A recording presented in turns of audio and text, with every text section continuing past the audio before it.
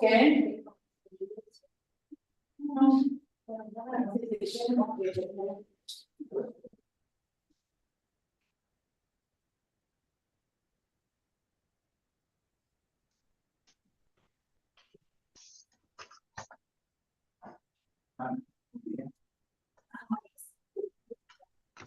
Adelante, Beatriz.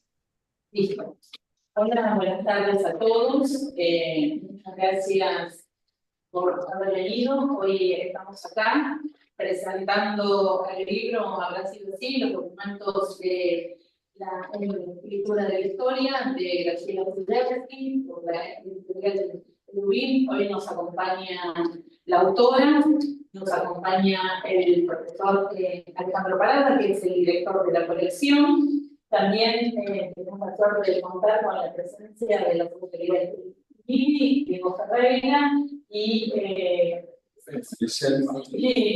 Maricel Martínez, perdón, Maricel.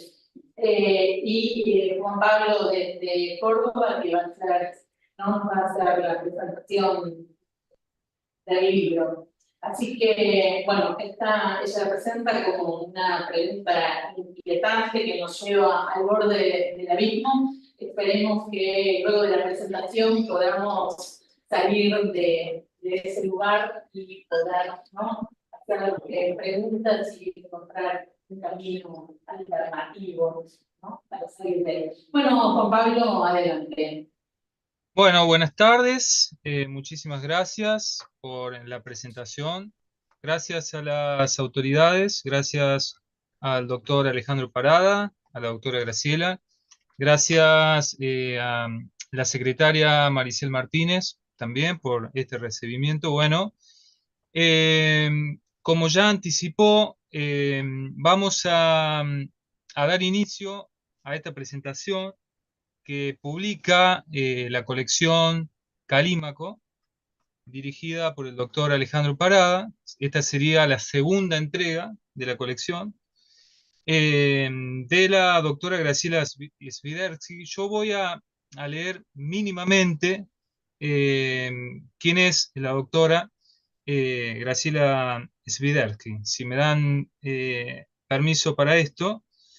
Doctora en Historia, postdoctorado en Ciencias Humanas y Sociales, magíster en Ciencia Política, archivista, especialista en Dirección y Gestión de Unidades de Información Documental del Sector Público Nacional, exfuncionaria del Archivo General de la Nación de Argentina, profesora de grado y posgrado de la Facultad de Filosofía y Letras de la Universidad de Buenos Aires.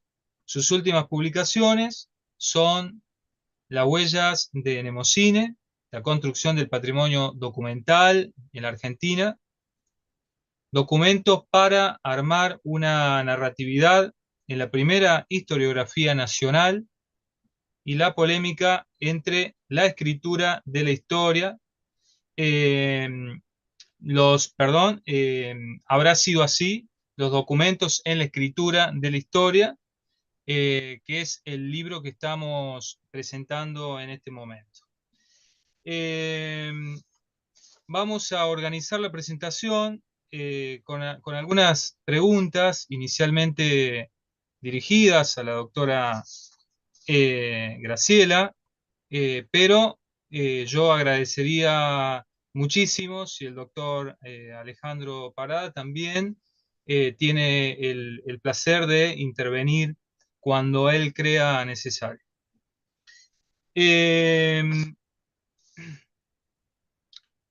Vamos a hacer preguntas generales, ¿cierto? Para guiar esta presentación, no tan específicas, para que también el público, digamos, que no está muy, digamos, avisado sobre estos temas tan específicos y técnicos que están explorados en este libro, puedan seguirnos. Así que una primera pregunta, Graciela, es ¿cuál fue la inspiración para escribir este libro? ¿Y qué temas centrales esperas que el lector, digamos, descubra al leerlo? La idea del libro surgió como surgen todos los trabajos de investigación. Cuando uno hace una investigación, quedan preguntas sin responder, que como toda investigación tiene un límite. Sartor decía que en la introducción está siempre el deber de acabar. Entonces uno se plantea determinados problemas, determinadas preguntas, determinados objetivos de la investigación, hipótesis tentativas. Bueno, todos sabemos cómo se organiza un trabajo científico. Siempre quedan temas pendientes. Yo empecé a trabajar en esta etapa de mi vida. Antes había hecho mucha historia económica, que tenía que ver un poco por la época en la que me formé. Yo soy hija de la Escuela de Anales. Cuando yo hice la carrera de grado, uno estaba adscrito a la Escuela de Anales o era una persona que no se podía calificar como profesional. O sea, era alguien amateur que escribía historia porque la escribía, pero no era una historia científica. Resulta de los posgrados, me empecé a familiarizar ya con la historia cultural y con otros caminos explorados por la historiografía a partir más o menos de la década de 1990, los años 2000, en donde recién empezaban estas otras temáticas. Entonces ya adscrito a eso, escribí el libro sobre Mnemocine. En realidad ese libro, que fue parte de mi tesis de doctorado, hace una historia de los archivos en Argentina, tomando como eje el Archivo General de la Nación, que comunicaba antes de comenzar, tiene la virtud de ser muy viejo. O sea, ser viejo no es ninguna virtud, pero en este caso lo es. Porque al ser viejo había transitado todos los paradigmas que tuvo la disciplina. Desde la publicidad de los actos de gobierno, un instrumento para la racionalidad burocrática, hasta centrarse en la investigación histórica y la construcción nacional, hasta la etapa más moderna, donde lo que se hace es amalgamar esas funciones de los archivos, que son básicamente tres. Eso es lo que distingue a los archivos del resto del patrimonio cultural, a lo mejor. No me adentré demasiado en el resto del patrimonio, pero pienso que está más ligado a la cultura. Los archivos están ligados también a la parte política y a la construcción de ciudadanía. Bueno, resulta que este libro tiene una de las personas que yo aprecio mucho y que lo leyó, me dijo: mira, Graciela, a mí me llamó mucho la atención la segunda parte, es decir, la parte del giro historicista, y ese otro paradigma que para los archivistas es medio mala palabra, sobre todo tomado desde esta época. Ella es archivera, entonces dije, bueno, voy a hacer un libro que trate estos temas que me habían quedado pendientes, porque a mí también me había impactado ese libro. Porque yo lo que decía era, bueno, lo que se comentaba siempre en los archivos, entre los archivistas, bueno, hubo gente aviesa y malintencionada en la segunda mitad del siglo XIX que mezcló todo y rompió los dos principios básicos de la archivística: procedencia y orden original. Entonces yo dije, no puede ser que se haya hecho esto por maldad. Vamos a ver qué fue lo que ocurrió. Y lo que ocurrió era que esos documentos fueron puestos al servicio de la producción nacional. Porque los documentos no son como las personas. Las personas nos morimos. Los documentos siguen viviendo para otros usos. Y se transforman en el interior de los archivos. O sea, van cambiando a medida que contestan nuevas preguntas. Y bueno, el archivo había servido efectivamente no solamente para construir el mapa de la nación, límites externos e internos, sino que esos documentos habían servido para una frase que me encanta de uno de los directores que tuvo más tiempo en el archivo, un gran poeta, Guido Hispano, que hablaba de que en los documentos estaba la esencialidad argentina, y había que definirla para diferenciar el nosotros de los otros. A raíz de ese libro, vi a Mitre, un personaje recurrente. Yo lo tenía a Mitre desde la carrera de grado, únicamente como un personaje político, y no lo tenía como una figura central. Ahora, el Mitre interesante es el Mitre historiador. Por eso, Alberti decía que para Mitre gobernar era historiar. Decía, el general presidente tiene en el mismo tintero la pluma que firma decretos y la pluma que escribe la historia. Entonces esa figura me llamó la atención. A raíz de esa figura fui a la polémica con López, y ahí encontré a la figura de López asociada con lo que yo hablo en la última parte del libro, el narrativismo historiográfico. Y como yo lo hablamos muchas veces, Juan Pablo, considero que la historia no deja de ser un género literario. Porque la historia no tiene otra manera de comunicar sus resultados que tomando el formato de la literatura. Y sobre todo ese formato de la literatura que surge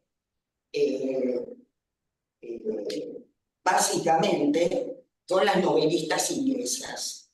Aquí hablo del formato de introducción, presentación de los personajes, presentación de la intriga y el desenlace.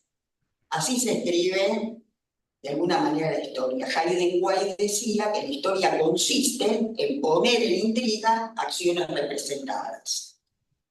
Y para mí es así. De la escritura de este libro surgió el tema de los historiadores que Mitre y López admiraban. Eran historiadores europeos. Y ahí vino la idea de ese libro sumada a mi pregunta esa, que habrá sido así, que surgió en los años que estuve en el archivo. Porque todo el mundo le indica la subjetividad al pobre historiador. Ahora, son objetivos. ¿Quién los escribe? Por empezar, los escriben los varones adultos pertenecientes a la clase dominante. Esos son los que escriben los documentos. Porque para escribir un documento primero hay que saber escribir.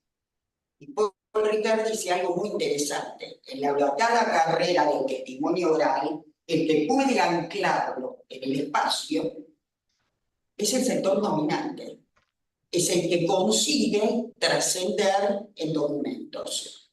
Y entonces ahí vino un poco la idea de este libro, que pretende amalgamar, y voy a la segunda parte de tu pregunta, pretende enfocar la historiografía, que hay muchos libros sobre historia de la historiografía, pero yo lo que hice fue enfocarlo desde el lado de las fuentes. Esto está muy poco explorado. Es decir, la mayoría de los autores que hablan de historiografía, porque quizás no tienen conocimientos archivísticos, y esto se nota y mucho, y entonces digo, bueno, vamos a amalgamar las dos cosas y vamos a ver cómo evolucionaron juntas. Porque ahora hay toda una tendencia de los archiveros más recientes de horrorizarse frente a cualquier tipo de confusión entre historia y archivística. Pero nacieron y crecieron juntas. Bueno, yo te agradezco, Graciela, que consideres y que además así lo demuestre tu obra, que la historia es un género de la literatura. La verdad que esa consideración puesta en práctica en tu escritura hace que el libro sea absolutamente llevadero para quizás una disciplina que es quizás en algunos momentos muy específica y técnica. Yo quisiera tocar algunos puntos que tienen que ver más bien con bloques temáticos que se van desarrollando a lo largo del libro. Y quisiera preguntarte ahora sobre el comienzo, los primeros capítulos de este libro, en los que analizás cómo la escritura y los primeros archivos se desarrollaron en la antigüedad y en la Edad Media. Yo quería preguntarte específicamente qué papel jugaron los archivos en la preservación, que esto es para mí muy importante, de la historia en las sociedades de esa época. Si pudieras comentarnos un poquito acerca de eso. A mí me parece que el hilo conductor, creo que hay uno solo, entre los archivos de aquel momento y los archivos hoy. Los archivos, y acá me voy a remitir a Foucault, que define a los archivos como un instrumento de saber y de poder. En eso todo sigue igual.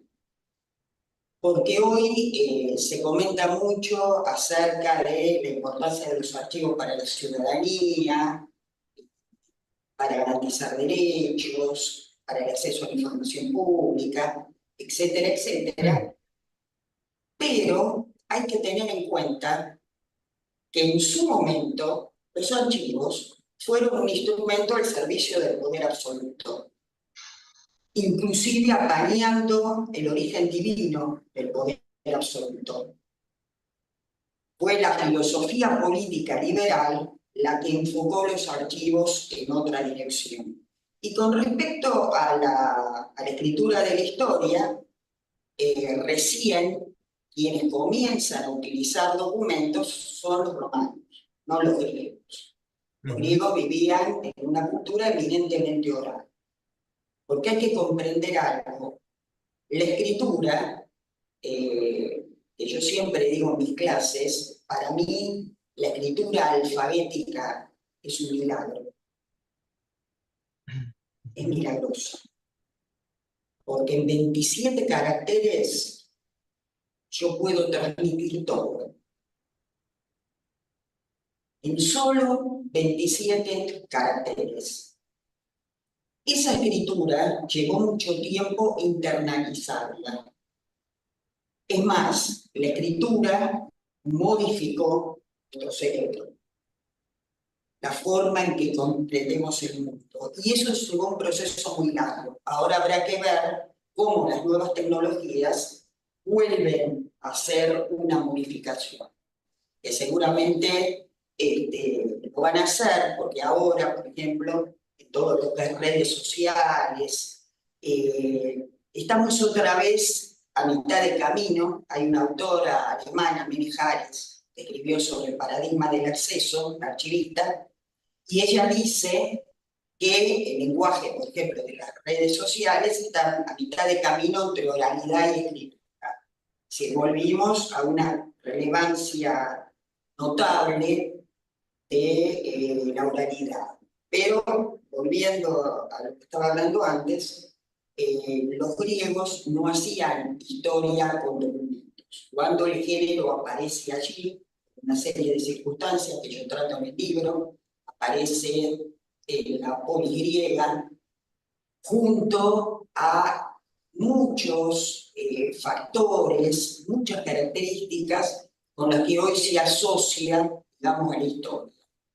Cuando surge una comunidad política, cuando surge la figura del ciudadano, ahí es donde va apareciendo el conocimiento histórico. Pero los griegos no hacían historia basados en documentos. Los que sí empezaron a hacerlo fueron los romanos. Los romanos empezaron a tener archivos importantes porque los imperios se gobiernan por los documentos. No hay otra manera. La mano del soberano llega a lugares lejanísimos a través del documento escrito. Así pudieron, por ejemplo, los reyes de España gobernar las Indias. Era la única forma. Llegan a través de la documentación. Y Roma es un imperio. Por lo tanto, Roma empezó a organizar archivos, primero con un fin religioso, luego con un fin político, y finalmente como material para la escritura de la historia. no solamente los documentos, sino también los libros. Tito Livio escribió historia desde la biblioteca de Augusto. Durante la Edad Media, con las situaciones bárbaras, se pierde esto, se un retroceso hacia la oralidad, que tienen básicamente pueblos germánicos eran pueblos eminentemente orales, pierde valor el documento escrito, sobre todo con una historia que recuerdo, que cito en el libro, que la refiere Marc Bloch, que dice que cuando le preguntan o confrontan a un hidalgo leonés con documentos que mantenía una cofradía religiosa sobre un litigio por tierras, el hidalgo leonés le dijo: con papel y tinta cualquiera escribe cualquier cosa. Es decir, el documento escrito perdió ese valor para ser suplantado sobre todo por el tema de la palabra, de la oralidad. La oralidad tenía mucho más peso.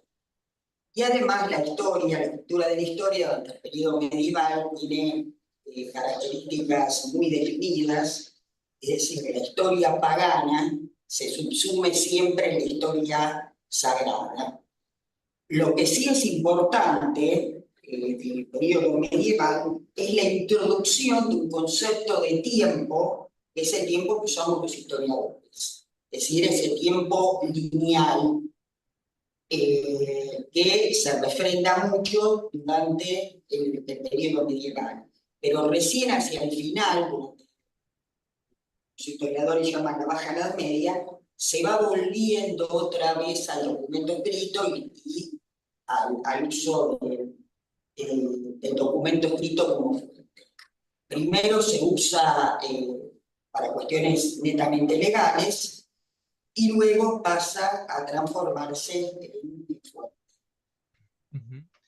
fuente. Yo había escuchado hace muy poco, y perdón, salgo un poco del libreto,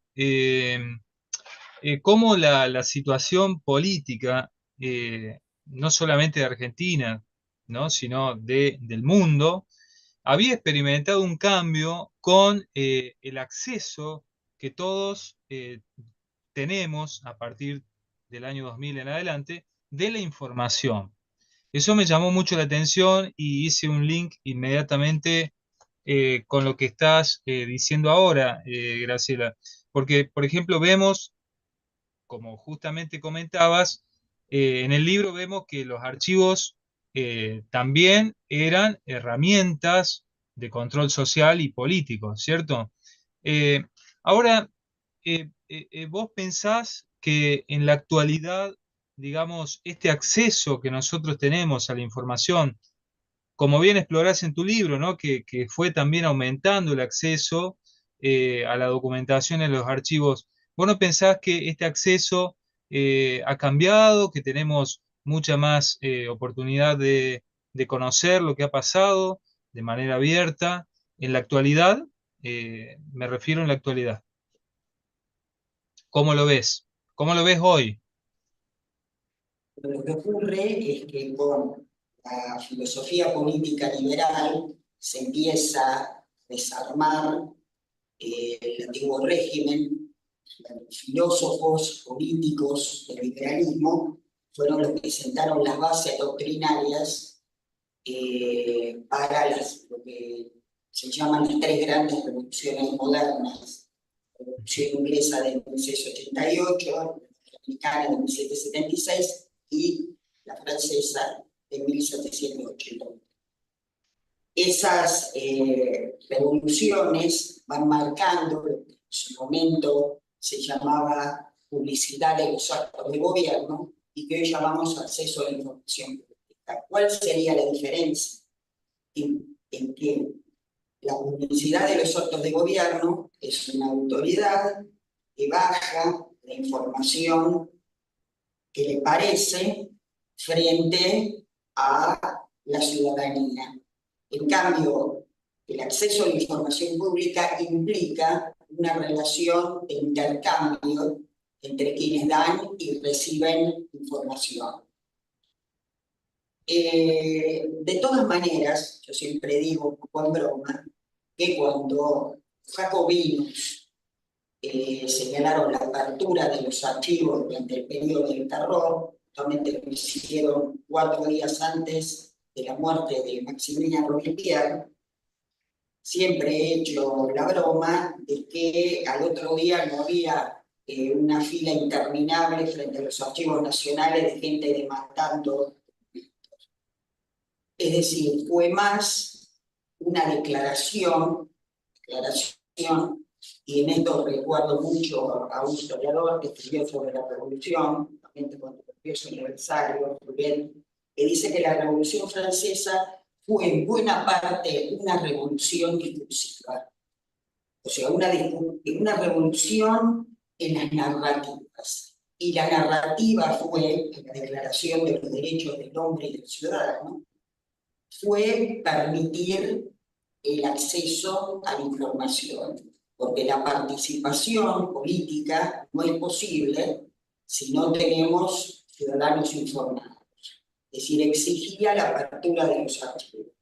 Pero la apertura de los archivos, tal cual la conocemos hoy, recién se produce en la segunda posguerra, a partir de los años 1960.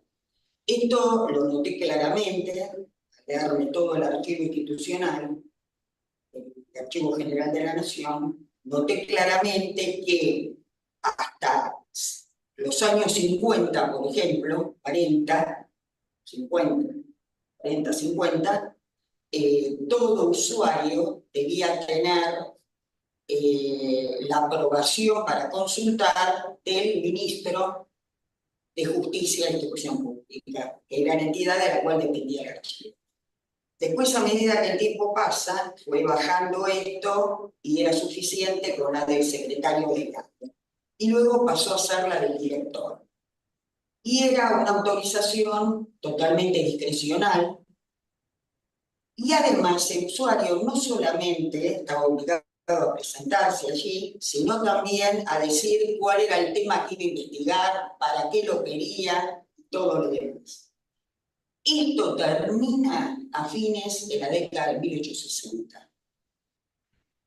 Así que el acceso fue muy progresivo y muy lento, digamos. Exclusivamente fue rápido, pero la apertura en serio, en la práctica, recién se observa a partir de 1960, entre el 60 y el 70, y tiene bastante que ver con las características que va asumiendo lo que llama la ciencia política, los 30 años gloriosos del capitalismo, o el Estado benefactor. Ahí es donde se empieza a ampliar. Y otro cambio importante fue el que se produjo a partir de 1980. ¿Por qué en esa fecha se producen cambios? Básicamente porque ocurren fenómenos muy particulares a nivel global. Primero, la caída de los socialismos reales en Europa del Este.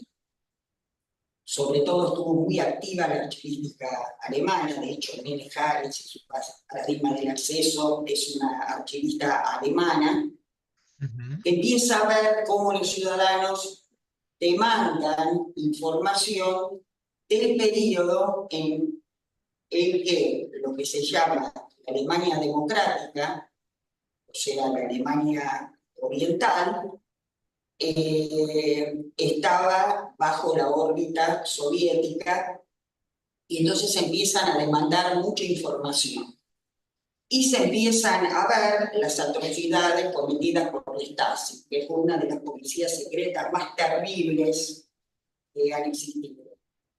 Eso por un lado. O sea, había ciudadanos que estaban interesados en saber qué es lo que había ocurrido. Ese proceso de integración alemana, Alemania Federal y Alemania, la República Democrática Alemana, fue un proceso lento en donde hubo mucha necesidad del ciudadano común de acceder a los documentos. Por otro lado, tenemos lo que ocurre en Sudáfrica y en Namibia, el fin del apartheid, y los juicios por la verdad del obispo Desmond Tutu, que fue una forma de encarar los derechos humanos diferente a la forma en que se hizo aquí, particularmente. El tema era, bueno, quienes se presentaban de los africanos y decían qué era lo que habían hecho y dónde estaban desaparecidos, directamente no tenían ningún tipo de condena judicial. Es decir, eran los juicios por la verdad. Y entonces aquí vino también una gran necesidad de ver esos documentos que había producido el Estado en la Sudáfrica de la apartheid. Y después la vuelta a la democracia en toda América Latina. Eso trajo una gran ebullición por conocer qué había ocurrido durante la dictadura y el papel que los archivos jugaban para desentrañar, lo vemos en estos casos, las atrocidades cometidas por el Estado. Y aquí tenemos algo que yo trato en el libro cuando me refiero a la etapa postcustodial, cómo el Estado empieza a ser mirado con una cierta distancia. Es decir, una archivística que era básicamente estatista a una archivística centrada más en lo social. Porque el Estado había demostrado un comportamiento sumamente perverso en estos casos y era la figura que era investigada justamente. Y entonces a partir de allí se da una especie de reguero de pólvora en todo Occidente. No puedo hablar de Oriente porque lo desconozco, pero al menos sí en todo Occidente, de leyes de acceso a la información pública. O sea, los países uno tras otro van sancionando leyes de acceso a la información pública. De todas maneras, hay algo que hay que tener en cuenta. Al poder, generalmente, no le gusta que lo controle el ciudadano. O sea, a ningún poder le gusta este acceso a la información. Lo hace porque no le queda otra, porque es el único recurso de poder del Estado que debe compartir con la ciudadanía en una democracia.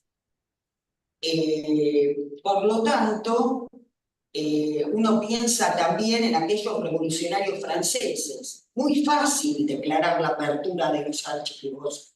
¿Qué documentación tenían? Las que convalidaban los derechos feudales, que justamente la revolución había liquidado.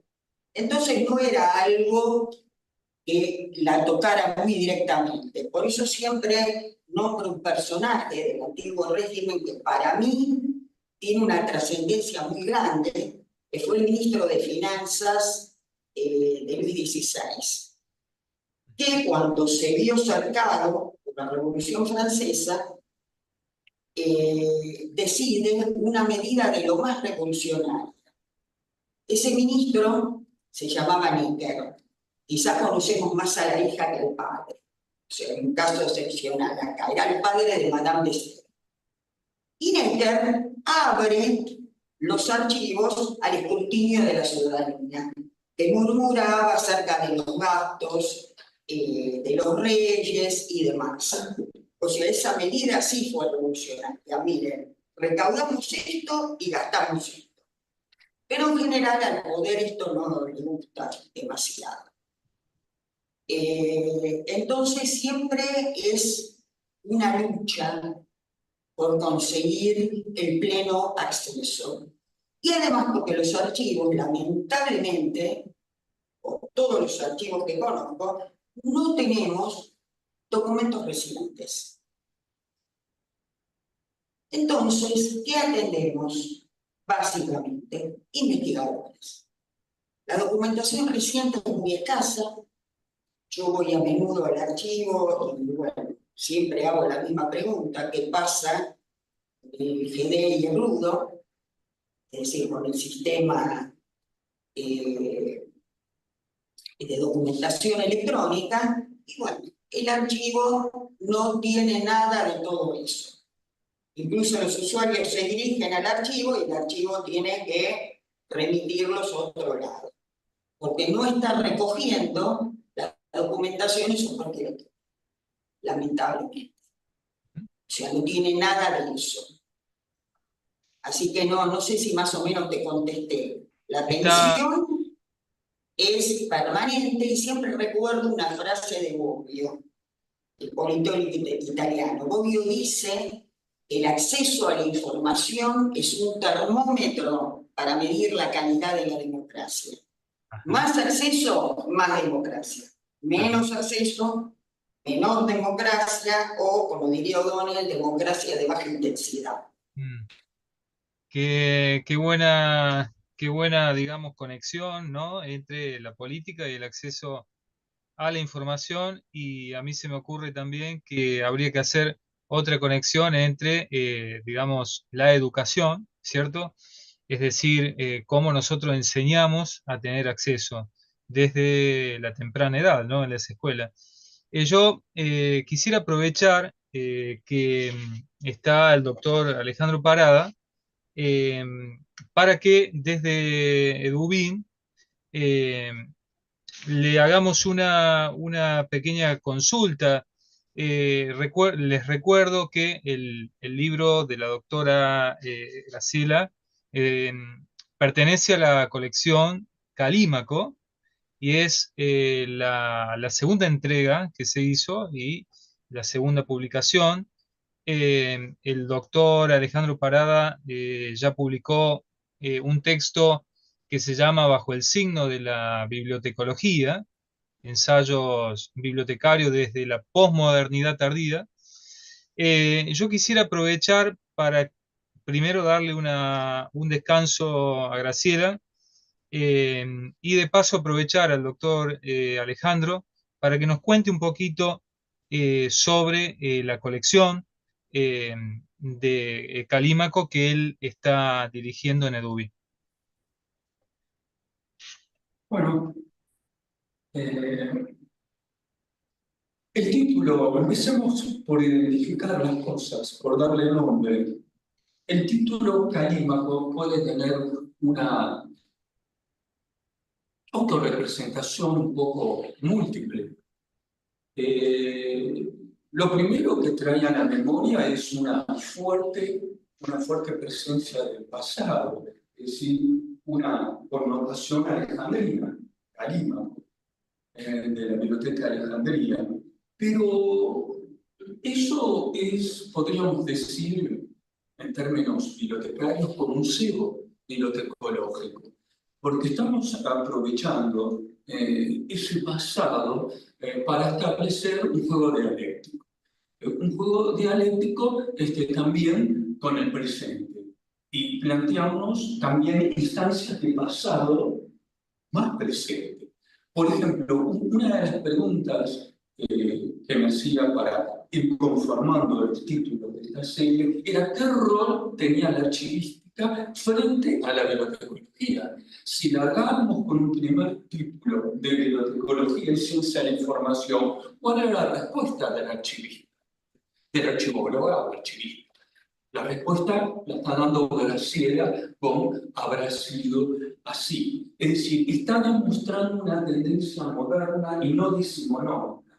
La tendencia decimonónica es separar museología, bibliotecología y archivismo. Y la tendencia moderna es volverlas a unir, dejar estas herencias culturales fragmentadas, dejarlas en un solo núcleo y que volvamos a hablar de esta experiencia compartida.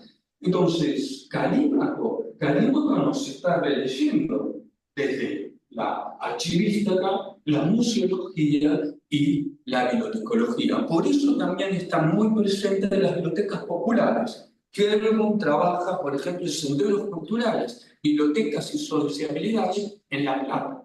Ahora no más, fines del siglo XIX, principios del XX. Nieves Agesta va a trabajar en un hermoso título que se llama predicar la palabra, que va a trabajar las bibliotecas populares en la zona de la provincia de Buenos Aires y fuertemente en Bahía Blanca y proximidades de Bahía Blanca. Esto tiene que ver también con la modernidad.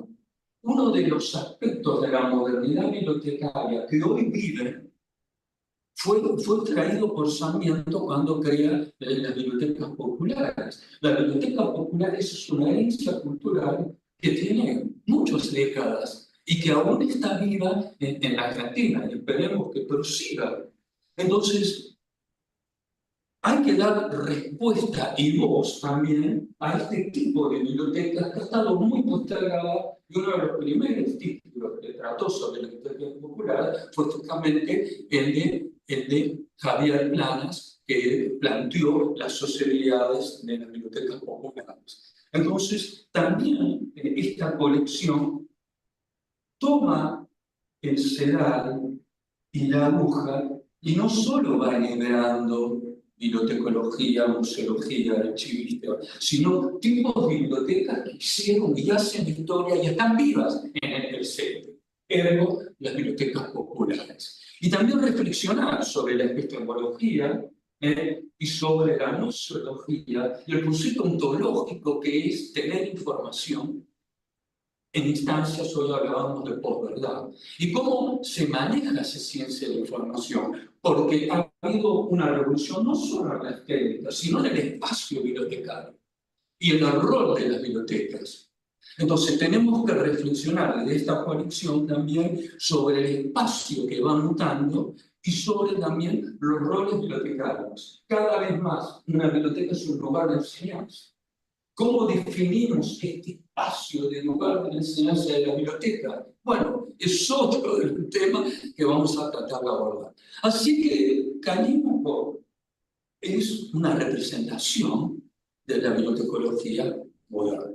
Este es el motivo de esta colección. Muchas gracias, Alejandro. Nosotros desde Dubin estamos muy comprometidos también con las bibliotecas y especialmente con esta colección que estás dirigiendo. Nos estamos acercando un poquito ya al final. Graciela, vos comentaste un poquito recién sobre la archivística post-custodial. Ahora, a mí me gustaría hacerte una consulta porque al final de los capítulos tratás el paso de la archivística postcustodial y las nuevas teorías. Ahí mencionás a Walter Benjamin, Foucault, bueno, y otros autores. Me gustaría hacerte una consulta muy específica. Espero no, digamos, pecar de hacer una consulta muy técnica, pero ¿qué significa este cambio y cómo afecta, digamos, nuestra relación con los archivos en la era digital? Porque estos teóricos han sido de alguna manera revolucionarios en cuanto al estudio, ¿no? Quizás nociológico también, de lo que ha sido la archivística. Bueno, el nombre postcustodial y custodial, que es lo que yo utilizo en el libro, hay otras denominaciones acerca de estos dos grandes paradigmas de la disciplina, se lo da un archivista canadiense, Terry Cook. Terry Cook falleció hace unos años. ¿Por qué estoy diciendo esto? Porque cuando él escribe su libro sobre la era postcustodial, todavía no estaba tan generalizado el documento electrónico. Es decir, él lo piensa también desde otras perspectivas de evolución del archivística. Y él hace esta separación en dos etapas, porque para nosotros, yo cuando empecé el tema de los archivos, los documentos, eran tratados como un objeto físico, palpable, tocable. Los que me conocen saben yo cada vez que voy al archivo, lo que más extraño del archivo es el olor. Es decir, inmediatamente me zambullo, les pido que me dejen entrar a un depósito y oler. El olor lo tengo en la cabeza. ¿A qué me refiero con esto? Que el documento se puede tocar, se puede ver sin intermediarios, se puede oler. Tiene un olor muy particular que me cuesta mucho definir, que es diferente al olor de los libros. Sí, es un olor muy particular que yo extraño muchísimo. Entonces, custodial se refiere básicamente a que el acento de la archivística estaba puesto en el resultado final de la gestión documental. No se hablaba de gestión documental, o se hablaba poco, o archivistas célebres como Schellenberg, quien yo llamo un poco el papa de la era custodial, porque lo que escribió Schellenberg prácticamente era un dogma de fe, quienes empezamos con archivística, estudiarla, veíamos que todo remitía a Schellenberg. Muchos sin tener la decencia de citarlo, pero seguramente Schellenberg ya lo había dicho. Schellenberg observa esta continuidad del archivo administrativo en un archivo histórico, pero a pesar de eso divide bastante estas dos etapas. ¿Qué quiero decir con el tema que la divide? Es que crea profesionales para encargarse de una etapa y de la otra. O sea, quienes se ocuparían del tema del management, o sea, la gestión del documento, y quienes se ocuparían del archivo cuando ya había perdido sus valores primarios y tenía sus valores secundarios. Ahora, ¿qué era Schellenberg? Como todos los que forjaron la archivística. Yo muchas veces se lo pregunto a ciertos archivistas que hablan de ese no acercamiento con la historia. Eran todos historiadores, todos. Schellenberg también. Schellenberg habla del proceso de selección documental, o sea, se adelantan muchas cosas, pero divide fuertemente estas etapas. Y allí, ya que estamos hablando con alguien que es de Córdoba, me gustaría reivindicar a quien trajo la archivística a la Argentina, que fue el profesor Aurelio Tanodi, que yo quise muchísimo. Y Tanodi no hacía esta diferenciación, pese a que era amigo de Schellenberg. O sea, reconocía los archivos históricos como una continuidad de los archivos administrativos. Entonces, tenemos en la archivística custodial el documento como objeto, o sea, interesa el resultado final del trámite, con un uso patrimonialista del documento, con un uso histórico del documento, es decir, el documento es para quienes escriben la historia. Los documentos ayudaron a construir nacionalidades, a construir las naciones, y esa es un poco la idea que se tiene. Entonces, al hablar de la importancia de la custodia, y sobre todo algo que es básico, que yo menciono mucho, lo importante para estos archivistas, Schellenberg incluido, era la conservación de la cadena de custodia. Que la cadena de custodia no se corrompiera. Para que la cadena de custodia no se corrompiera, porque así yo podía tener la trazabilidad del documento y utilizar en su plenitud su valor probatorio y evidencial, porque no había sido contaminado durante todo el proceso de custodia, ¿quién era el que podía sostener la cadena de custodia? El Estado, básicamente. Tenía la infraestructura para velar por la cadena de custodia. Que en ningún momento se produjera una desviación o alteración del documento. Entonces, la archivística custodial apunta básicamente a los archivos públicos.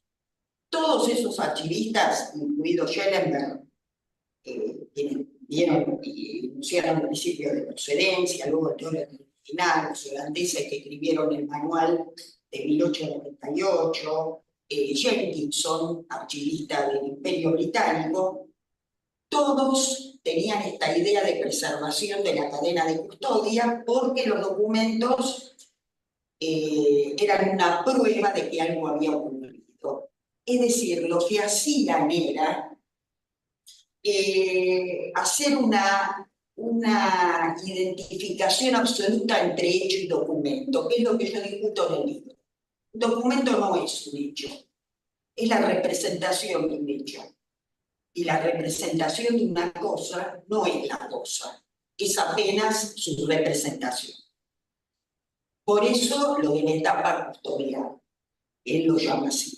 En el periodo custodial, no solamente estos principios de procedencia y orden original no son tan rígidos, hay que tener una visión mucho más flexible, sobre todo cuando hablamos de la procedencia del documento electrónico, de definir un fondo en el documento electrónico, que se hace mucho más complicado.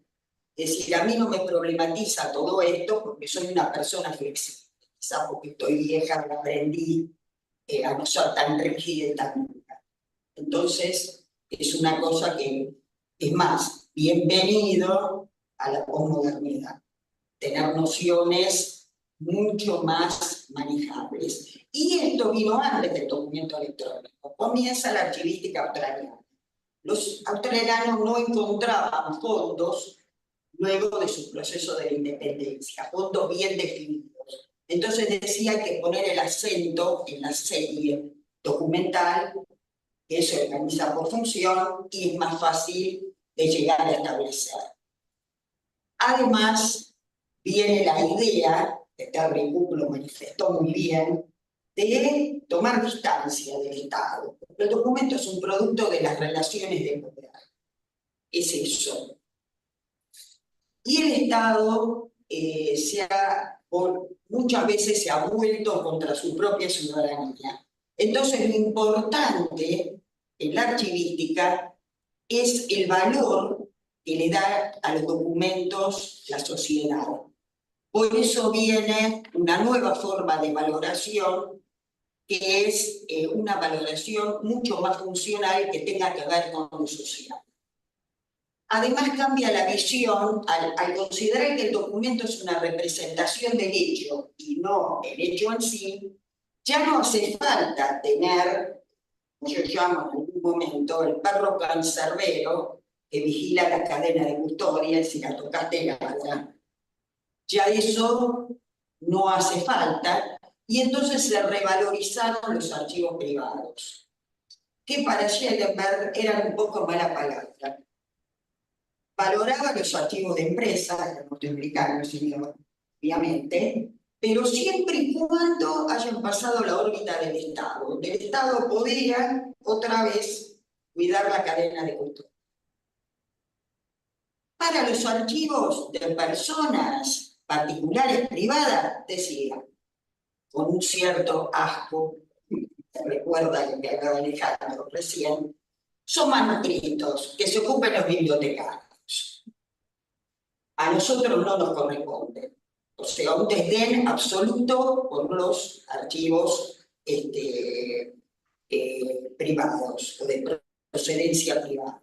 Entonces tenemos la macrovaloración funcional, la importancia social que tienen los archivos, la conciencia de que son un producto de relaciones de poder, el acento puesto no solo en el objeto final del trabajo archivístico, le hace en el documento, sino en la gestión, en el proceso que había llevado al documento.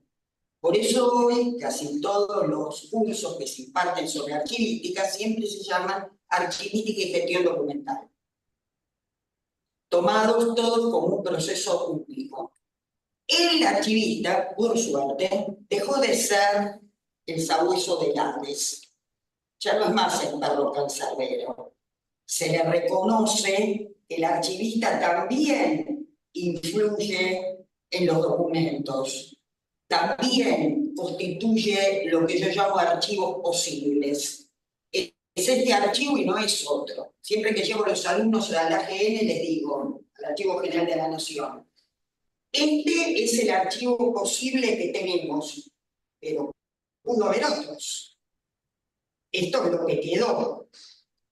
Y acá mucho intervinieron los archivistas, empezando por los directores del archivo que decidían qué patrimonializar y qué no. Y construyeron un archivo particular, que es ese que está ahí. Cabría pensar que otros archivos podría haber habido, pero el que tenemos es ese. Y el archivista se transformó en un formador de memorias y en un constructor también de identidades. Porque en esto que yo les comentaba de la modificación de los principios archivísticos de la segunda mitad del siglo XIX, para esto tengo que citar el decreto de creación del archivo, fue muy bueno, en cuanto a que Rivadavia ordenó la organización de los documentos de acuerdo al principio de procedencia, hablaba de ramos y de épocas. Esta ruptura a fines del siglo XIX muestra cómo los archivistas manipularon también el archivo. Ejercieron también todo un proceso de manipulación. Y esto es fascinante porque yo cuando era muy chiquita empecé a trabajar en el archivo y entraba a un depósito y decía, qué raro todo esto, ¿no? Qué raro encontrar un legajo que dice Batalla de Maipo o de Maipú. Esto no tiene ninguna procedencia, nada. Ese legajo, que encima después fue encuadernado, fue construido para tener a mano los documentos fundacionales de la nacionalidad argentina. Y entonces, los archivos también, y esto es lo que ve la archivística postcustodial, tienen capas arqueológicas. Foucault decía, todos los documentos son monumentalizados cuando atraviesan el proceso de historización. Cuando son historizados y se usan en la investigación, ya no son lo mismo, ya ha cambiado. Son como una serie de capas que podría identificar yo, no sé, con un hojaldre. Capas superpuestas. Es decir, los documentos van cambiando. Y yo veía, al entrar a los depósitos, cómo esos documentos habían cambiado y ya no eran los mismos. Bueno, aparte del documento electrónico, todo esto es obra de la archivística postcustodial, que también estuvo alimentada por las nuevas tendencias historiográficas, que por ahí Schellenberg no vio, porque Schellenberg fue contemporáneo de la Escuela de Análisis, pero no vio la visión que tenía la Escuela de Análisis acerca de los documentos, acerca de que los documentos son huellas, son testimonios, y dirá después, son indicios. Y hay algo también que cabe preguntarse. ¿Escribimos la historia o hacemos la historia de los restos que quedaron? Walter Benjamin. ¿Qué es lo que estamos haciendo los historiadores? ¿Hacemos toda la historia o historizamos los restos del pasado? El pasado no existe más. Eso lo tengo bien claro. Desapareció. Solo quedan los restos. Decía, tomó una imagen que me parece espectacular, Gilmour. Decía, es como el cazador, el investigador. O sea, ve una huella en el suelo y ahí puede deducir, bueno, tiene garras retráctiles, debe ser un felino. El tamaño es grande, está en la zona de Bengala, en la India, la huella es grande, es profunda, entonces debe ser un macho, y debe ser un adulto, y nunca vio al tigre. Los historiadores hacemos eso. A partir de la huella, que es ese documento, vemos al tigre. Y la ventaja que tiene el cazador es que probablemente en algún momento vea al animal. nosotros no lo veremos jamás.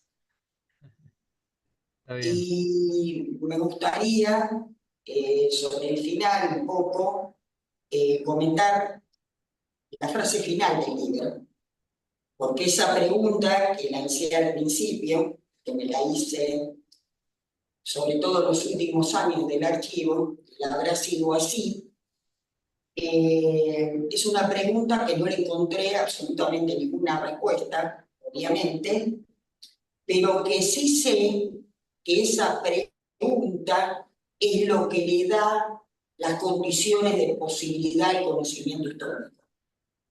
Es esa la que lo motoriza. Cada época acude a sus documentos y los ve y los interpreta en función de un determinado presente. Siempre. O sea, buscamos en el pasado lo que tiene sentido en el presente. Por eso todas las obras que se escribieron sobre historia son igualmente importantes, porque reflejan un determinado presente. Porque eso es lo que vamos a buscar en el pasado, lo que tiene sentido en el tiempo actual. O sea, básicamente la operación que realiza el historiador es, en base a su problema de investigación, a la hipótesis tentativa que hace, es una manera de navegar con brújula, va encontrando los documentos, los va seleccionando, los va retirando de ese lugar, los interpreta, los analiza, busca lo que tiene sentido para su propio presente, pero ojo, después los tiene que volver a ubicar en su lugar de enunciación. Es lo que los archivistas llamamos en su contexto en que fue producido. Porque lo que nos pasa a menudo es que no entendemos a los hombres del pasado. Hablan con un lenguaje muy extraño. A veces es un idioma que nos resulta muy difícil, muy complicado. Danton decía, y esa frase a mí me quedó muy grabada, que cuando no entendemos un chiste del pasado, por ejemplo, ahí es donde estamos frente a algo importante. Porque nosotros buscamos lo que tiene sentido y lo que nos explica otro. Por eso el patrimonio nunca es una foto, el patrimonio es una construcción, en donde se va patrimonializando, y eso hicieron los directores del archivo desde hace 203 años, es buscar aquello del pasado que tenía sentido para su propia época, para lo que estaban haciendo en ese determinado momento. Entonces, por eso la pregunta me parece fundamental, porque es lo que nos lleva permanentemente a la escritura de la historia, una vez más y una vez más y constantemente. Yo te agradezco realmente que lo que te haya guiado en todo tu proceso de escritura haya sido esa pregunta, ¿no? Muchísimo, muchísimo, Juan Habría, Pablo, vos lo sabés. habría Vos sido, sabés, y además me vino genial que provinieras de la literatura, porque vuelvo a insistir en esto. Ujú, Por eso considero que quien no sabe leer y escribir no puede ser historiador. claro. Por lo menos es a lo que debe apuntar Ujú. un buen historiador.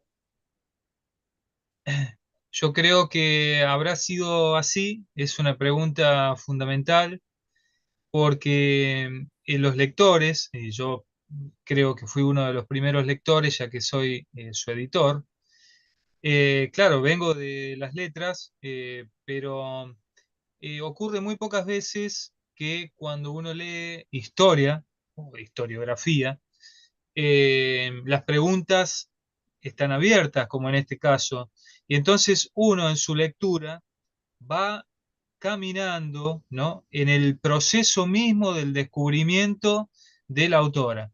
Y eso a mí me pareció muy, muy valioso, porque no es una pregunta cerrada, en la cual se trae del pasado una especie de cosificación ya resuelta, digerida, procesada para nosotros los lectores, sino que al contrario es una indagación permanente en una, además, exquisita redacción y con gran estilo literario, tengo que decirlo. Ya estamos al final de esta presentación. Yo quisiera, antes de cerrar tan dramáticamente, ver si hay alguien en la mesa que tenga algún comentario, alguna pregunta o algo que quiera agregar eh, para esta ocasión. ¿Alguien tiene alguna pregunta? Muchas gracias. Muchas gracias. No, de nada. Yo quería agradecer la presencia de ustedes, obviamente. Me emociona mucho que vean mis invitados, que estén aquí. Siempre digo, mi primer lector del libro es Alejandro y mi segundo lector que es Juan Pablo. Porque uno escribe desde la soledad, entonces no tiene ningún tipo de devolución ni nada, entonces es muy difícil. Cosas que yo pensaba, bueno, se entenderán, no se entenderán. Alejandro hizo algunas observaciones muy enriquecedoras, vos también esas cosas, el frío lenguaje del mail, Juan Pablo, que ahora nos vemos por fin personalmente, o a través de videollamada, pero nos conocemos un poco más. Y bueno, quería agradecer a Alejandro por haberme convocado. La escritura de ese libro, Alejandro lo sabe, un momento muy difícil de mi vida. Y bueno, de algún modo encontré en el libro una forma de olvidarme de algunas cosas. Porque bueno, como ya les digo, un momento difícil, y el libro me sirvió de mucho porque fue de algún modo un cierre a ciertas cosas que me había estado preguntando durante mucho tiempo. Y entonces, todas estas preguntas, digo, bueno, voy a consultar para estas preguntas que me hago a los que saben. Y por eso empecé a recurrir a autores de historiografía, autores de la archivística, por supuesto quedaron muchos afuera, o sea, tuve que elegir, ya lo dijo Sartor, mi introducción está al lugar de acabar, y entonces eso me permitió ir encontrando algunas respuestas, que de hecho encontré muchas respuestas de historiadores que no escribieron filosofía de la historia, sino se plantearon preguntas acerca del oficio de historiador, qué era ser historiador y cómo uno se enfrentaba de cara a los documentos. Nosotros, desde la editorial Edubín, estamos sumamente agradecidos con el doctor Alejandro Parada por dirigir esta hermosa colección y además tan significativa y tan valorada por nosotros como es la colección Calímaco. Y también estamos muy agradecidos con vos, Graciela, por este hermoso libro que has hecho, ¿no? Desde el primer manuscrito, ¿no? Que es el texto, a este libro final en el cual hemos trabajado. Bueno, hemos trabajado en principio los tres, Alejandro, Graciela y yo, pero como ustedes saben, la publicación de un libro es un proceso que pasa por muchísimas manos. En este caso, han pasado por muchísimas manos en la editorial Edubín para que esto realmente sea posible y que pueda circular en las librerías y que sea fácilmente asequible y lo va a hacer porque es un libro excelente, del cual, repito, estoy muy orgulloso. Bueno, si no tienen ninguna Sí, observación, comentario, si me dejas a mí agregar una última cosita sí, antes cómo no. de despedirnos todos, es que me parece que esto habrá sido así, supera y nos viene a presentar un nuevo núcleo, ¿no? De unión entre la bibliotecología, la archivística y la historia. Y para mí siempre es más que bienvenidas estas múltiples miradas y pensar que no solamente está dirigido hacia un público que puede ser académico, sino que cualquiera que se adentre en el libro va a empezar a entender qué es esto de los documentos, qué es la escritura de la historia, y para qué sirve la bibliotecnología y para qué sirve la archivística. Así que bienvenida sea esta propuesta. Bueno, entonces ahora sí, ya nos despedimos todos. Muchas gracias, Juan Pablo, por haber aceptado esta presentación y por haberte unido y por estar acá en la Universidad de Buenos Aires y la Universidad de Villa María juntos en esta. Bueno, el agradecido soy yo. La verdad que estos textos me hacen, es decir, yo siempre pensé que un compromiso con el futuro siempre es una conciencia con el pasado. Así que este libro es traer el pasado al presente, lo cual es muy bueno para todos. Muchísimas gracias. Muchísimas gracias a todos entonces. Bueno, hasta luego y nos veremos en la próxima. Hasta siempre. Gracias. Hasta luego.